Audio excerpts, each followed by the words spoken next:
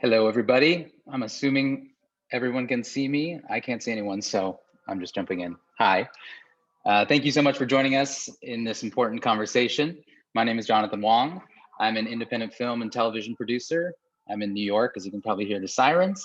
I'm one of the co-leads of the AAPI working group within the Producers Guild, and it's my honor to kick off this conversation and introduce our wonderful guests.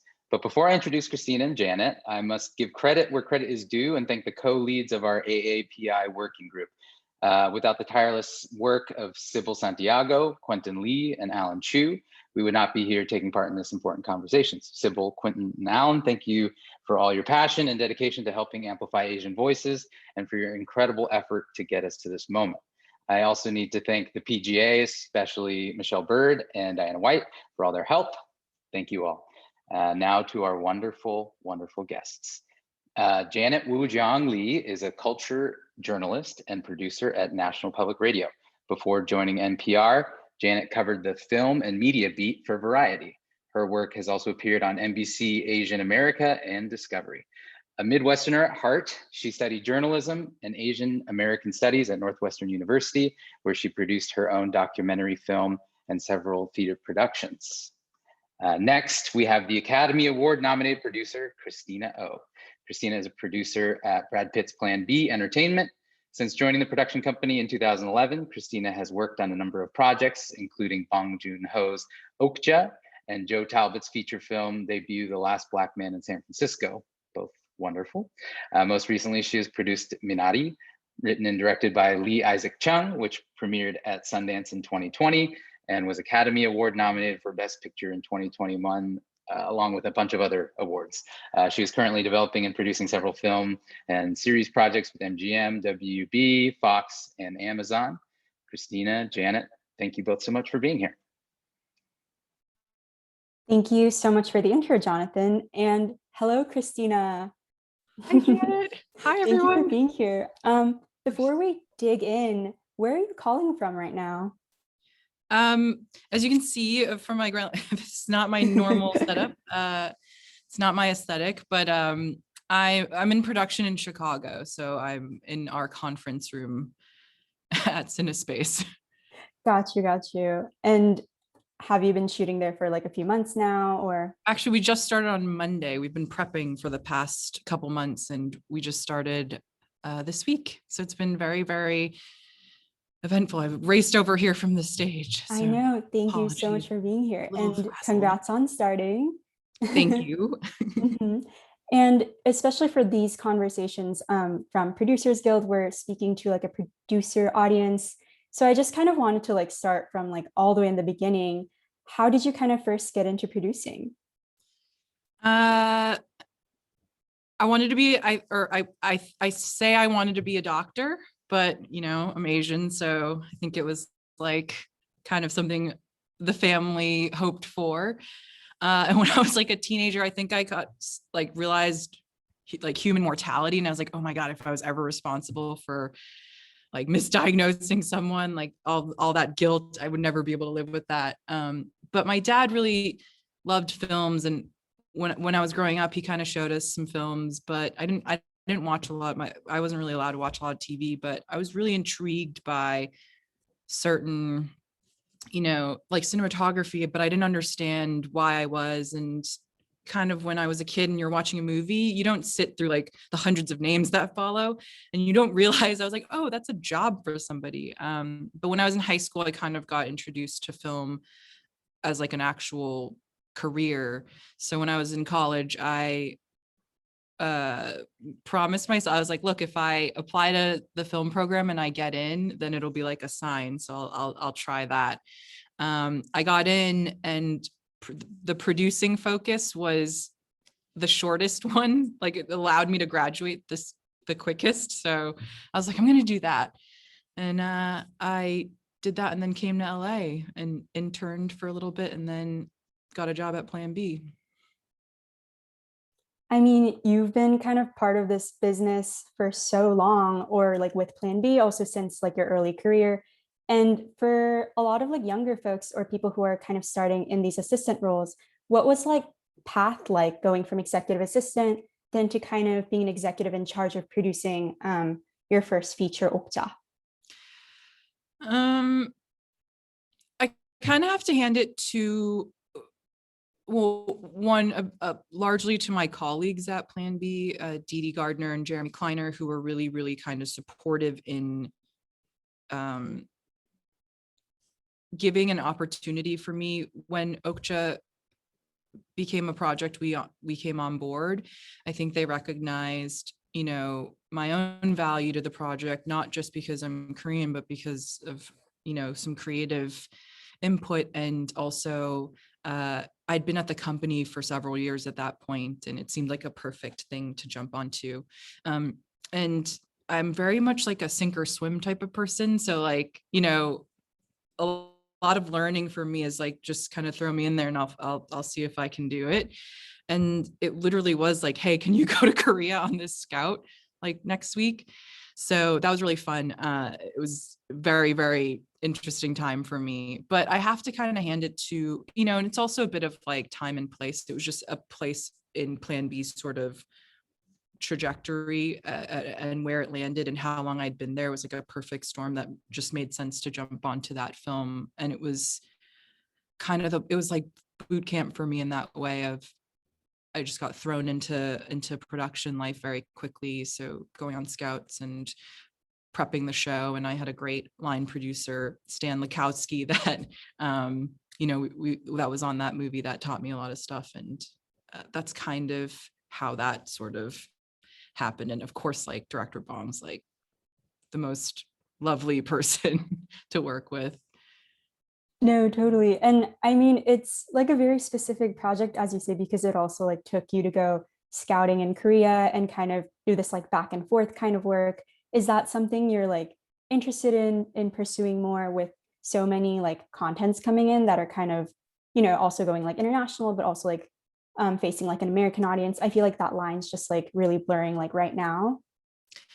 Yeah, I think so. I think with the way that we're able to work nowadays, you can go almost anywhere and shoot anything. Okja was sort of, I think Dee Dee produced Eat, Pray, Love, which I think, you know, went to a lot of different places in the world. And with Okja, we did South Korea, New York, and Vancouver. So that was like it was really cool to jump onto something and have it be that global very quickly. I learned a lot on that film. And it was also my first time going to Korea, which was insane. Could you tell me a little bit more about like that trip and how it was kind of going for like work primarily, but also navigating that? Yeah, no, it was kind of a remarkable time when I think back on it. I think, and I promise this kind of relates to today almost. I believe it, yeah. I think for a few years, you know, I don't know if you could tell, but I'm Asian, I'm Korean. And growing up, I really didn't, I think I had a bit of an identity crisis where I was like, I don't want to be pigeonholed as some sort of like Asian person. And so I kind of made it a point being like, I don't want to like make a ton of Asian things just because I'm Asian. I think if I'm going to do it, I want it to actually be something that I'm really, either I'm like really into the filmmaker or the source material. And I also really believe part of our jobs as producers is to sometimes know when maybe we're not the best person for it, which is a hard decision to make sometimes. Just because you want to do something doesn't mean necessarily you should, or you're the right person to do it. So, you know, I think post Okja, we got a lot of submissions of beautiful works, but I'm like, I'm not Chinese, like, not that I can't tell a Chinese story, but I do think there are, I'm, you know, maybe that's not for me. Like that's somebody else should have that space to produce that or direct that or be involved in that, or, you know, any other story. But again, and it's a fine line because I don't want to say like it's only own voices can tell own stories, but I think there are times when I just wanted to make sure I was doing it for the right reasons. And something like Okja, I was a big admirer of Bong Joon-ho's films, so it was like a an amazing opportunity for me. And then when I read something like Minari, which was it touched on such a personal level for me in terms of my upbringing, and also seeing something that was actually reminiscent of my childhood, or sort of like a lot of the Korean Americans I knew and how they grew up. And it had nothing to do with like being Asian per se. It just had to do with like being a family that was trying to make it in America, and having that perspective and understanding of maybe what our parents went through, and how difficult it was from them, but being told kind of through the eyes of a 7-year-old. So in that regard, it was something that I really felt personally close to and connected to, and excited by. And that was kind of the impetus for wanting to tell that story. And so how that relates back to my Korea trip is, I think I was going through a moment where I was like not fully ready to embrace my heritage, which is a terrible thing. It like freaks me out to think about it now, that I was almost so afraid to embrace it because I was worried But it's that hard, but it's hard. the film culture was good. Yeah, then gonna make me be like some sort of thing that I just don't feel like I wanted to be. And but now, now I've learned through through living life, you learn lessons. And Minari was a very big touch point, but it did start a lot with Okja and going to Korea and like getting in touch with my roots. Like I credit that film to a lot of like personal growth for me and that trip. Mm-hmm. And then looking at also your first picture, Last Black Man in San Francisco, that also kind of came before Minari. Would you say Last Black Man and Minari are both like auteur-driven films? And like, is that something you kind of find yourself driven to at all? Yeah. For Last Black Man, I saw a short film. An agent friend of mine was like, hey, you got to see this short film. It was called American Paradise that Joe Talbot had directed. And sometimes you just see something and you see they got a very specific eye, or a very specific point of view or style. And that's really exciting. And when I saw that, I was like, whoa, I haven't seen anything quite like this in a while. That's really exciting. It's visually exciting. The storytelling is exciting. The way the characters are built and the world is built is exciting. And so in that regard, I think I was very much driven by Joe's aesthetics. And when they were like, hey, he has a script, do you want to read it? And I fell in love with the script because it spoke to this idea of like, what defines you? Is it your home? Is it your lack of a home? And I also thought it was a beautiful telling of sort of Black male friendship that I'd never seen before, which was also really exciting, kind of exploring and giving space to stories that we haven't seen yet, which is always really exciting as a producer, it's really exciting to be at the forefront of. And yeah, that was really fun. Like I loved making that film too. It's just very much, we were there.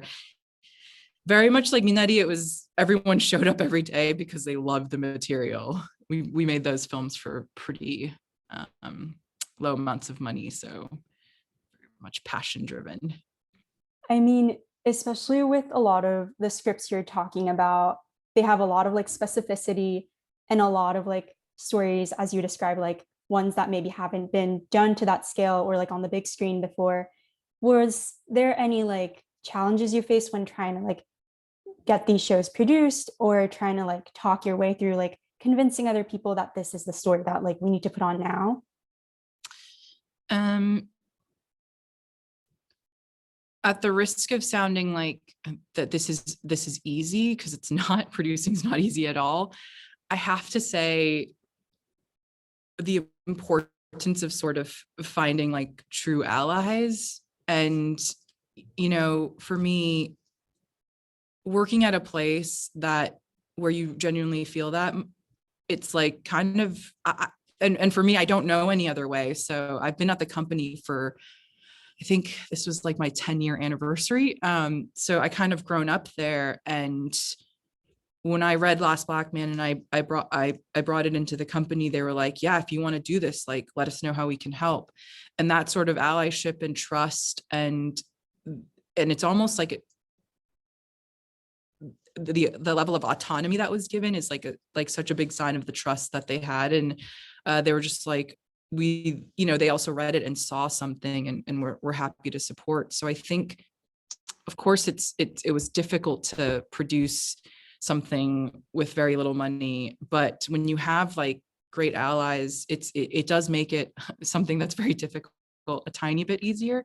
And they were super helpful. And of course, we had a previous relationship with A24 for both films that really helped. But Dee Dee and Jeremy and Brad and Plan B has always really been supportive of letting their kind of the people that work there kind of just go after the things that are meaningful to them. And speaking of like your work with A24, obviously your latest work, Minari, was nominated for a historic Oscar. And on your end, as like a producer, how did this project like kind of come about? So this is kind of like also what a beautiful story of this whole Minari and Okja circle is I met Stephen Yan when we were shooting Okja. I remember meeting him. It was like the first time like we went out with director Bong to dinner at this like paella place. And, I was doing the producer thing and like talking to our actors. And we kind of just started talking about sort of the thing that I was talking about, like this identity thing. And it was for the first time I talked to somebody where I was like, oh my God, you grew up that way too? Like you had parents that went to church, Korean church every Sunday and just had this sort of life. So we kind of bonded over that, and over the years had built this friendship. And about 2 years ago, we were hanging out and he asked me if I had read this script, and I said I hadn't. He was talking about how beautiful it was, and that it kind of was an interesting way to look at this sort of immigrant life without being like, this is an immigrant story. And subsequently that day, Isaac's agents also sent me the script, Christina Chow at CAA. And so I was like, all right, I got to read this. And when I read it, is everything that I was telling you earlier, it was just such a deep emotional connection to the story that I was definitely like, somebody told me once, like, make things that you feel like if you don't make them, you're like going to die. So I kind of felt that way where I was like, oh, I got to do this. And there was a really specific small window where we could make it that year in a couple months, which was like crazy. Now that I think about it, it was so nuts. And that's kind of how that all started. And so then I met with Isaac via Skype. We were video conferencing before it was cool. He was in Korea teaching. So this was kind of how we first met virtually. And then we worked on the script for a little bit. And we were then prepping like 3 months later or something ridiculous like that. And then we shot it. And then I like to tell the story of like from the time it hadn't even been a year since I met him when we were at Sundance. The crazy turnaround. Yeah. What was it also speaks to Isaac's like beautiful nature too. He was just like, let's get to this. He's probably one of the most collaborative directors I've ever worked with. I guess then on like the producer's end, you also like when you see something so exciting, you're also like thinking about all these like logistics and figuring out the timeline. What was like the packaging and like financing process like? So at the time we had a deal with Annapurna, and so we were like, let's just send it to them and see what they say. And they passed, and I kind of knew maybe this was another thing we could do with A24, so we quickly send it to them. Stephen was attached, and of course I think that helped with A24, but we also had a previous relationship from Moonlight and The Last Black Man, so I think it just kind of felt like a good match on another project. And I was happy to jump back in with them. I love everyone over there. And then I sometimes also speak about how kind of like kismet the whole project was, or, touched by divinity, or like, it was just pure magic in a way of when you read something and it seems like all the meetings you took in your life start to make sense. So I met Harry Yoon, the editor, a couple years ago for another project, and the dates like didn't end up working out, but we were like, we'd love to work together. And I had worked with Emile Mosseri, who did the score for Last Black Man and Kajillionaire. And I was like, okay, so I've got editing down, score down, cinematography. I'd been a fan of Lachlan Milne's work. There was a few other DPs that we were all talking to, but after having a conversation with him, he did Hunt for the Wilderpeople for Taika Waititi.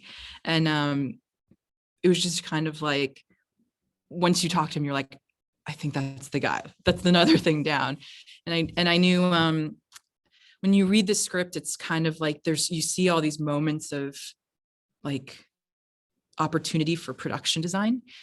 So I knew I really wanted a Korean production designer, or somebody that had a deep knowledge of that sort of time, especially in the 80s. And if you actively try to look for Korean production designer, I think there's like two.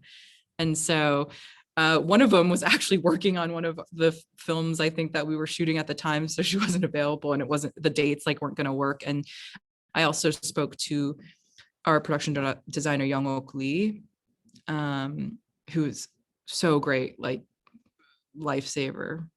We definitely put her through the ringer on the show, but she hit everything. It's kind of like watching that and you're like, oh my God, I had that bucket when I was a kid, or that towel. It's one of those things. Like our casting director, Julia Kim, who I worked with before on Last Black Man, she is also Korean American.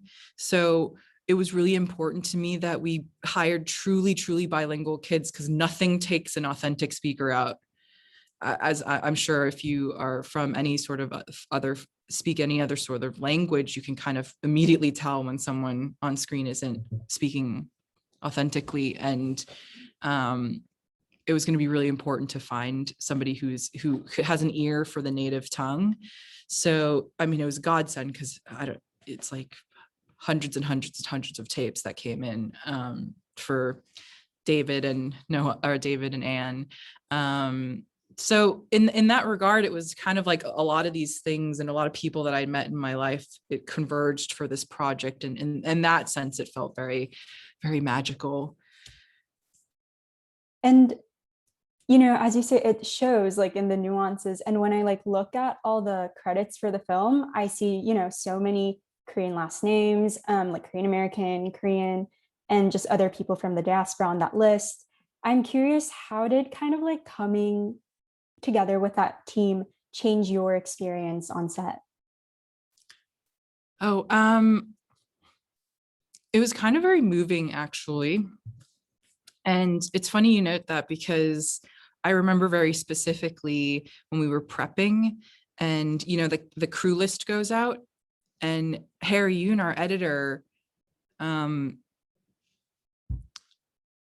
might get a little emotional, actually. Okay, so he like emailed me and was like,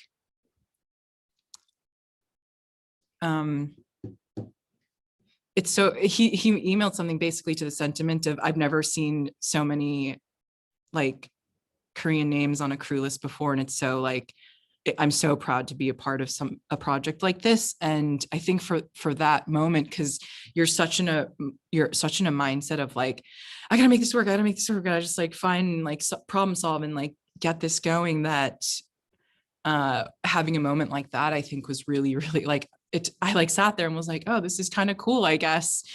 It wasn't something that like I was intentionally trying to do, but in order to tell an authentic story, it just happened.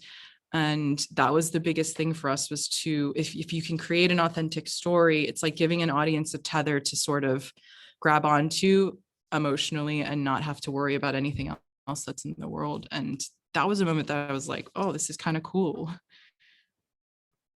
I really wish I could just like hand like a tissue to you, since we're both thank you. in the Chicago area. I'm just like, but no, that's hard. And like, I think like people like me who sit till the end and are like, so I wonder who's behind this. And when we see that, it hits like differently. And you really go back and think about the things you've seen. But also when we kind of like work on projects that are so close to your heart, like, or personally for me, when I'm like reporting a story, especially recently, on a lot of like news on like Korean communities or like Asian American communities, it's sometimes like hard in the sense that like you put kind of a weight on yourself or want to get it right for the people who don't even know you're like working on this story. I mean, build this like thing on your brain. I'm curious if you had any experience like navigating that and how you go about it. Yeah, I think, oh my God, I think there was an enormous weight given our parents were going to be watching this.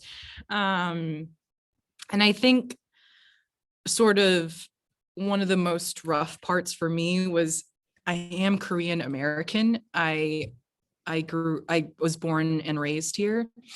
So I'm very in touch with my Korean roots, thanks to my parents and my grandma. I very much had my grandma was a little sweeter and like took care of me, but I definitely grew up with her. But, you know, we all have that harmony, that grandma figure in our lives. And I think the tough part was producing a film where we had also a Korean cast.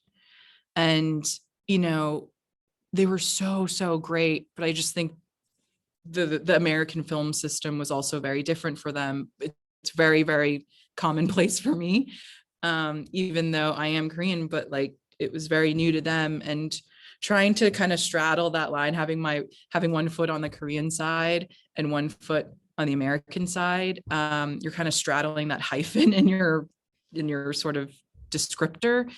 And at times not quite feeling Korean enough, and then at times not quite being like American enough. So that's, I think, like a personal thing that was a lot of weight to carry on the film, but it was one that I was happy to bear. And I mean, it created the best story and the best sort of authentic story, which I think was what was really important for us. No, that's so interesting you bring this up because this is a Korean American story, but there are very few opportunities, I feel like, if you were like born and raised here, you work in a same space as both Korean and like Korean American staffers on a set. Mm-hmm. So I'm curious, like how, if you can elaborate on like your experience kind of translating back and forth in that, whether it's with the cast or with other staffers. Yeah, I mean, they wanted to bring a bunch of people over to help because in Korean tradition, there's like a lot of, there's assistants and managers around, and their jobs are very different from what managers and assistants do in America. And it was a little difficult because we just didn't have a lot of money. So there was a time of adapting. And for instance, I guess like, this is another great person on our show. I got to Tulsa and we had a makeup artist who was completely lovely and did a great job. But I just think dealing with sort of Korean skin or like Asian skin is just different. And also I knew that they didn't speak very good English, or they probably didn't know much. And, you know, a makeup person, someone you see like first thing every day. And I just remember like scrambling last minute to see if I could find because we tried to hire as many local people as possible too, because we were grateful to be shooting there and we wanted to take advantage of their pool and like give people jobs there. But we made a decision to try and find a Korean makeup artist that could be there and understood the system. So our makeup designer, Kelly, she was great. I called her, I think like a few days before, and I was just like, hey, oh my God, I have this. This isn't like a scam. I work at this company. We're making this movie. Is there any chance you'd want to like fly to Tulsa and help out? And she was like, sure. It was kind of incredible. And she just flew over, and I hope that really helped sort of bridge some gaps where my knowledge of Korea kind of fails me. Like I tried to find people that could make them as comfortable as possible. So many of these little like, I don't know, like incidents and like little like miracles that happened along the way that like really put the team together. And that's like really like sweet to hear. Like even like you finding her and like being able to like work with her, and also just like your team coming together. Yeah. Thinking back on it, I'm like, how did I do that? This is crazy. And Okay, so the film premiered in person at Sundance, but then soon after it was impacted like straight by the pandemic. I'm curious how that kind of impacted your work with post and also just the release schedule in general. Yeah, well, thankfully we had pretty much finished the film like miraculously. Like I think we like basically like ran the DCP to Sundance.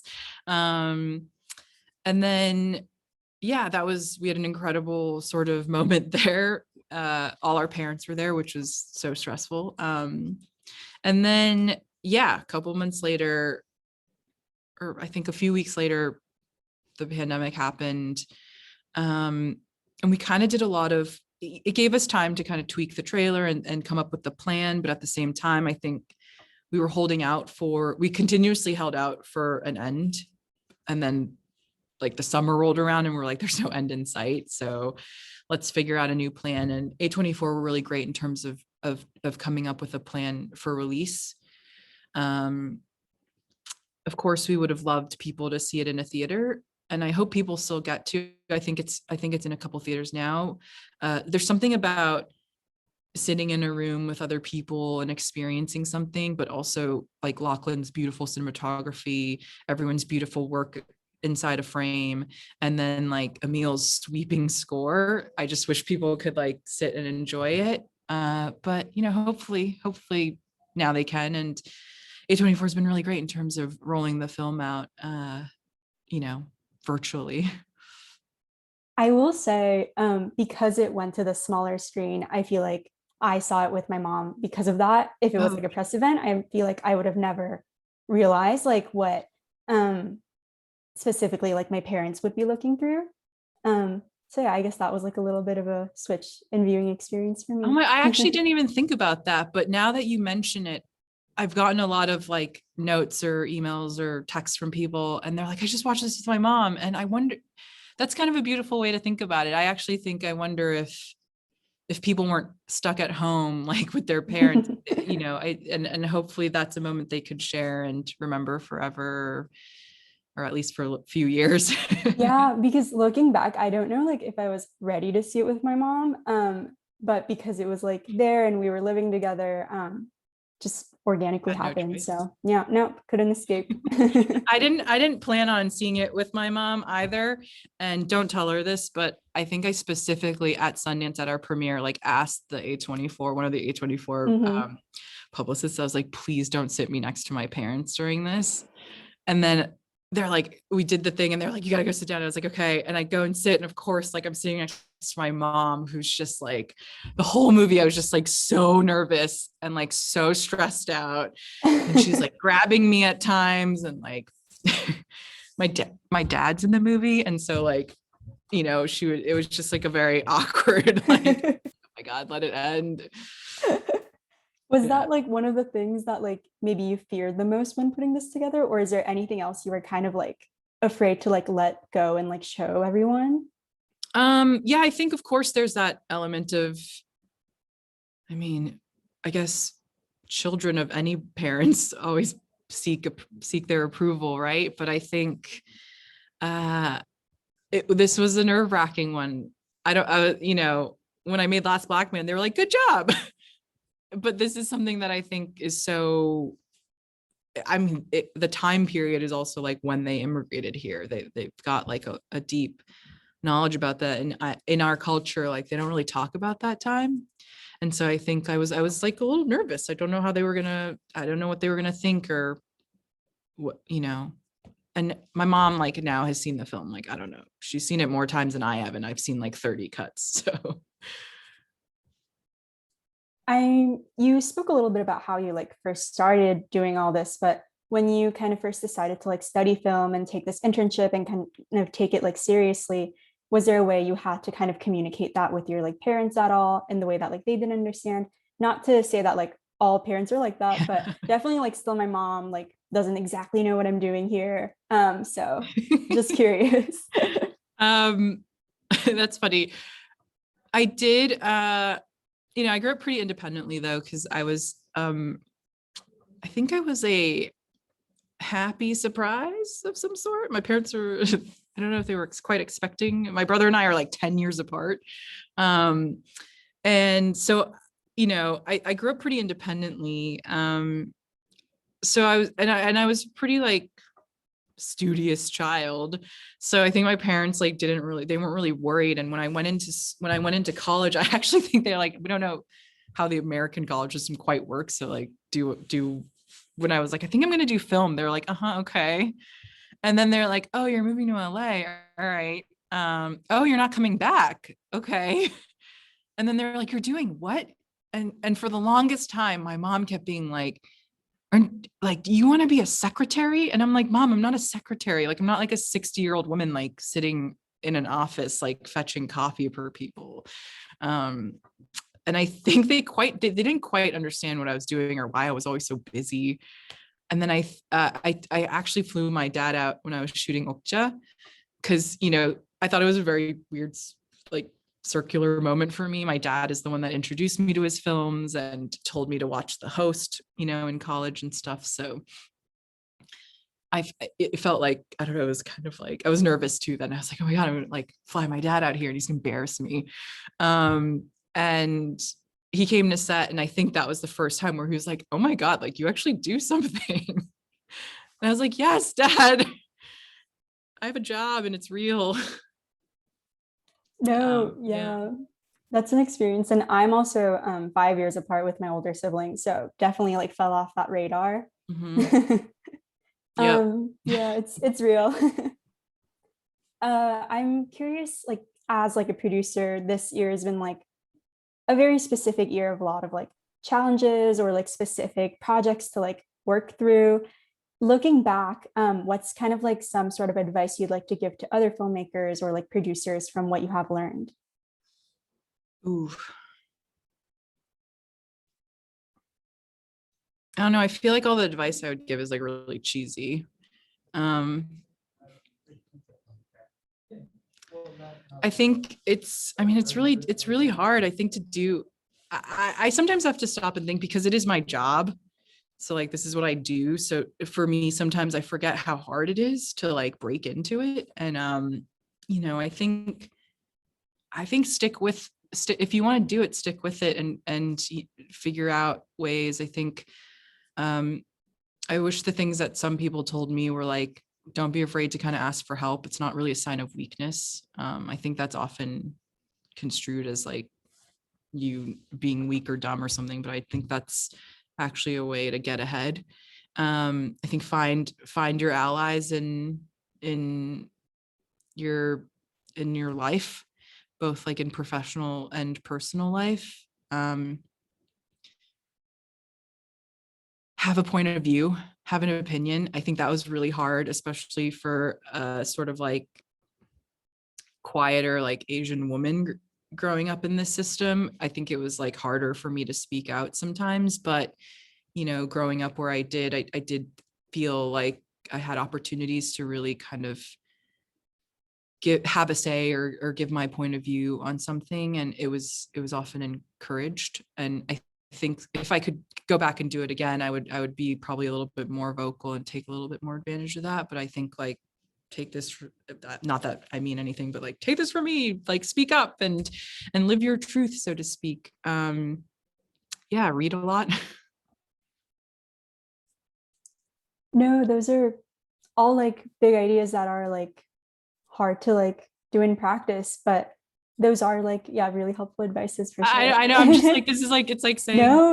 I wish like someone would have like, I go think to therapy. yeah, that is also true. But yeah, definitely like, I think one thing that like Audrey Yap, who was like one of my mentors in like the journalist field, told me was that like, if you're interested in a story, like someone else is like interested in it too. That kind of like changed like what I started writing about. So no, that's really interesting. Yeah. I mean, I guess if speaking, because this is like a Asian focused discussion, I guess I would say though that like mental health is really important, and I think something that's kind of still stigmatized in our community. So I definitely think like, take care of your mental health and like really start to learn and understand what that is and what your boundaries are. And I think that's really helpful. I'm curious, is there a way you kind of like draw your boundary between like work and life, or is there a way you kind of found like the right balance for you kind of living with them simultaneously? I'm not, I can kind of dish advice sometimes, but I'm like the worst example. Like the second I wake up, I'm like working, and to the second I go to sleep, probably look a little tired today because last night was a very, very normal production crisis oriented oriented night. So, but yeah, I think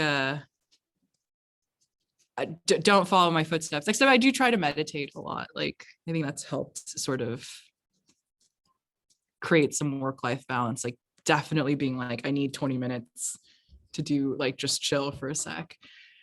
You could start small, make it like you're gonna take a 5-minute break. But yeah, I think I can tell you what I think are good ideas. I sometimes don't follow them. No, I'm here right with you. I have been try trying to drink more water because we're wearing these masks all day, so I feel like you forget. Oh, and it's been such a crazy like weather week in Chicago too. Yeah. So I'm sorry you're working through that. Yeah, Kind of hot and humid today. it really is. And I mean, you spoke about like your mostly like exciting experiences with Plan B so far. And I'm curious if you were to choose kind of any type of work coming next, what kind of projects would they be and why? I would love to find an animated thing, film or television. I grew up like watching cartoons and stuff. I don't know. I want to find. I want to like find a director who's like really into classical music with specific projects in mind. And I think I don't know. We're kind of open to anything. I don't like to think of it so much as like this is what I'm looking for, because I think it's sometimes you find the best things when you're not quite looking. This is true. This is true. And while I'm still like bopping back and forth with Christina, please like feel free to add any questions in the Q&A. I will definitely get to them if you like send me any. Yeah, but while we kind of wait, I'm curious what's like, obviously you're on set right now and like what's next for you right now? Yeah, I'm shooting this show called Paper Girls. It's based off of a Brian K. Vaughan sort of comic series. It's really fun. It's challenging though, because we were like, oh crap, we created a show that has like 4 minors as leads, so we get to shoot for like 7 minutes a day, which is really fun. I'm developing another project with Isaac. I love working with him. We released Underground Railroad last week. We have a couple things in development over at Amazon where our TV deal is, and a couple things in development at Warner's and MGM. Those where our feature deals are. But yeah, You're this is like everywhere. it's a little nuts right now. Yeah. And we're all back in like full swing. No, we're not in the office, but we're all like prepping or filming. Well, I'm just excited to like see all of them as they come out. So thank you. Well, these are all the projects that you're like looking forward to, but this is a question from Jessica. Is there a film or TV show that you decided to not work on that was like impactful for you? Oh, that's an interesting question. I think there are sometimes things you read and then they get made and you're like, oh, maybe I dodged a bullet. I don't know if I have anything. I don't know if I have a specific thing that I can name that I didn't do that was like super impactful.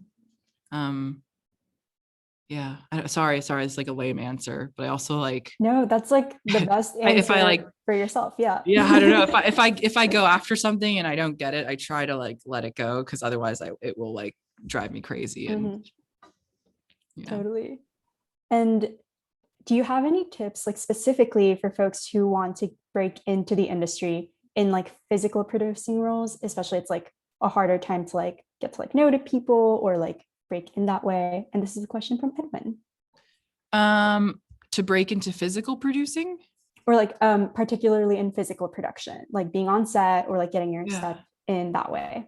I don't know what level you're coming into, but start from the bottom, be a PA, be an assistant. I think my assistant trajectory really helped me because I was Dee Dee's assistant. That's how I started at Plan B for a few years, and I learned everything from.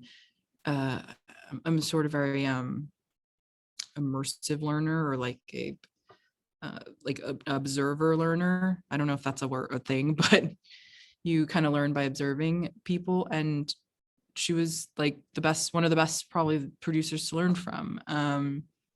And I don't know if like my career would be the same had I not had that sort of insight. If you're above that, I don't know, meet people. It's hard, I guess, like reach out to people, ask for generals. I love the physical production side in terms of I immensely value like line producers and that and people that deal with that very physical production stuff like ADs and all that. Like I love meeting new people to try and build relationships and see, if there are projects that are right to work on together. So yeah, reach out. I think, it doesn't hurt to send that email. Yeah, that's true. So you like the being on set kind of part of it? Yeah, I do love that part of like watching something and like seeing it happen and being really excited by like watching the monitor. But I'm very much aware like you can't get a good picture on that monitor if you don't have a great team behind it. Totally. And actually many people are asking this about how they loved several of your works that you've produced, and asked, how do you go about choosing the script that's right for you or like right for that time? This is a good question. I again, terrible answer, but it's like very much gut driven, or like if I have like a very emotional, like internal emotional response to it, or like really connect with it, because I think the thing that I've even noticed in myself is that I think I can do my best work when I really, really love and believe in the thing. Whether it's a story or a piece of IP or a book or a podcast or a script. And then of course, meeting with the people that will be involved. I kind of like have like a bit of a no asshole policy. Like I just, life's too short. It's a fine line though, between like genius and like, you're just not a good person.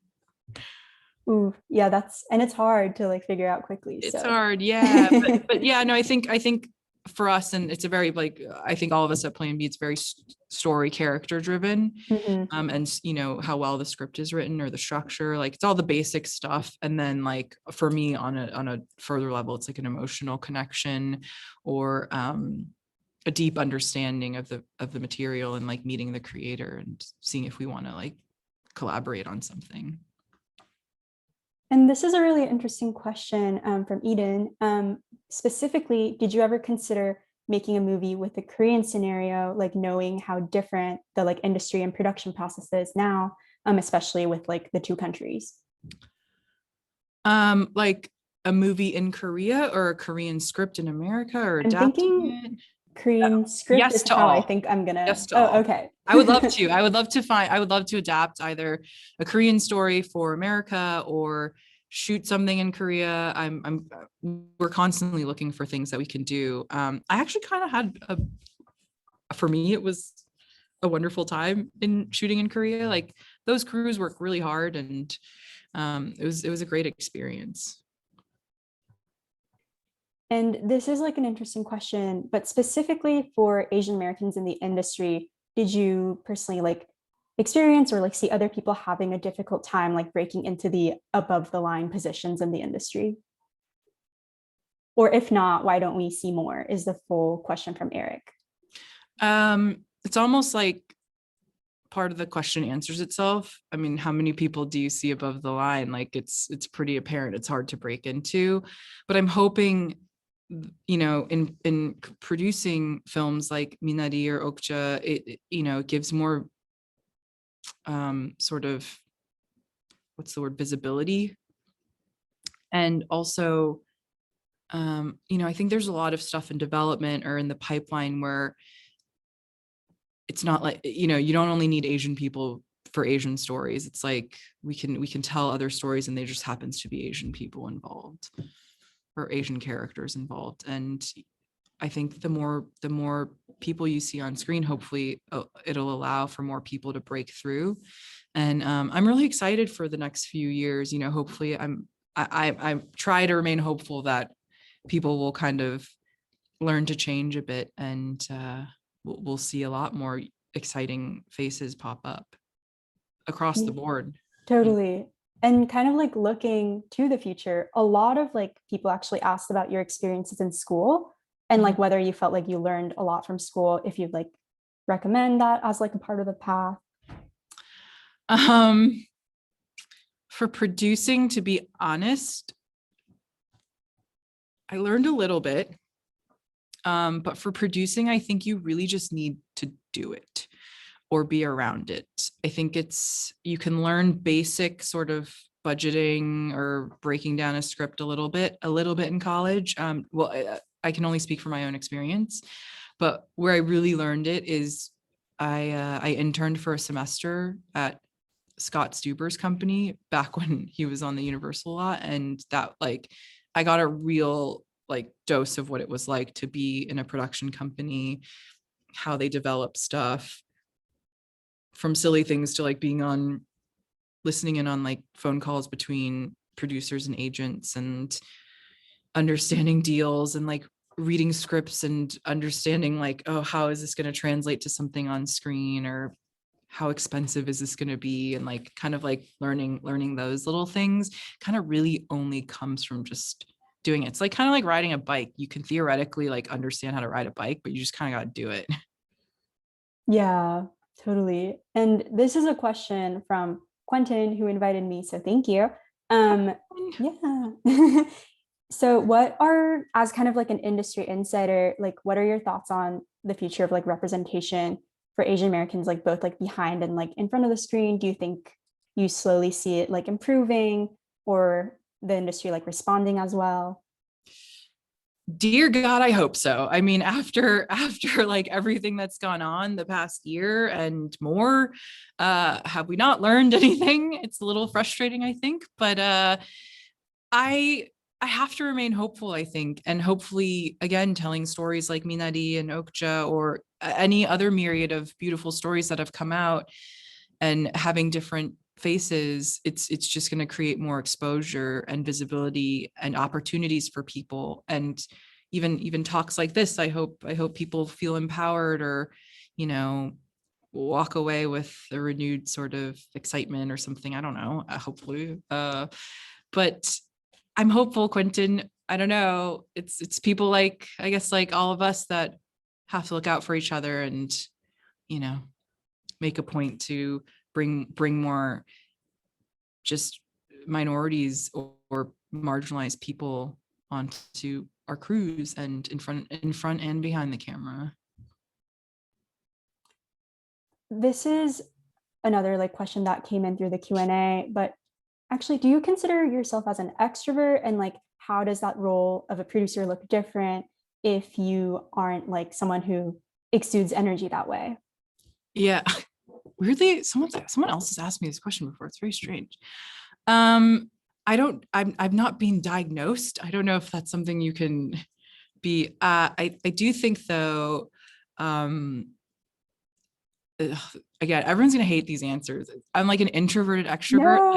No, that is real. That is very valid. It's to be quite honest. I think with people that I feel really comfortable with, I am, I can be very extroverted and comfortable in environments where I'm unfamiliar, or even I gotta say, coming onto Okja that had been kind of brewing for a while, and I just showed up. I was incredibly introverted. I didn't talk to anyone. I was super quiet. People would be like, "You're so quiet in a meeting. It's scary."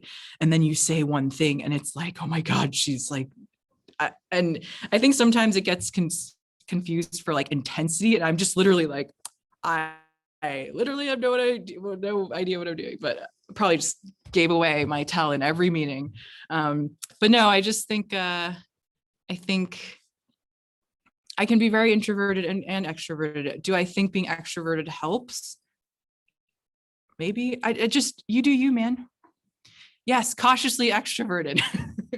I like that phrase. That's what I'm going to use from now on. Thank you, Jason. But That's really good. do I think I really don't think of it like that. Almost like don't think about it as being introverted or extroverted. I think if you're authentic, people, I don't know, hopefully people will be able to see that. I think that's I think that's maybe the thing underneath it. I think sometimes if you're afraid to be authentic, you mask it in your head as like being introverted or something, or, you know, and I think that's something, especially as an Asian woman, I've had to really like figure out. Like, I think often people, when you walk into a room, I don't want to just say Asian women, but again, I can only speak from my own experiences, is like, there are often times you're expected to be a quiet, just person in the room. Right. And that's the assumption that everyone has when you walk in. And the minute you break the assumption, it's kind of like, they're like, oh my God, like, this is crazy or whatever. So I think like, I don't know, don't care about that stuff and just be you. Yeah, thank you so much, Christina. A lot of things you just said, like, I'm just thinking about all my own experiences, and I'm sure like so many folks tuning in today were also just resonating with a lot of it. But yeah. Sure, I'm a fountain of cheesy information.